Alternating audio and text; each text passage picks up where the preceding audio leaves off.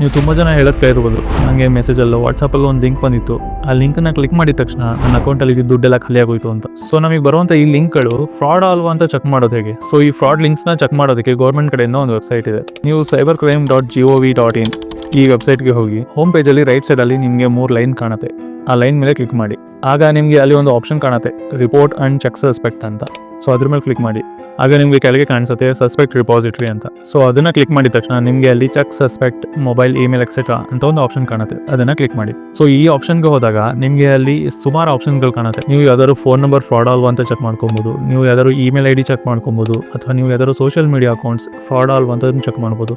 ಹಾಗೆ ನೀವು ಯಾವ್ದಾದ್ರು ಲಿಂಕ್ ಕೂಡ ಅಲ್ಲಿ ಪೇಸ್ಟ್ ಮಾಡಿ ಅದು ಫ್ರಾಡ್ ಅಲ್ವಾ ಅಂತ ಚೆಕ್ ಮಾಡ್ಕೋಬಹುದು. ಸೊ ಈ ಒಂದು ವೆಬ್ಸೈಟು ಎಲ್ಲರಿಗೂ ಗೊತ್ತಿರೋ ತುಂಬಾ ಇಂಪಾರ್ಟೆಂಟ್.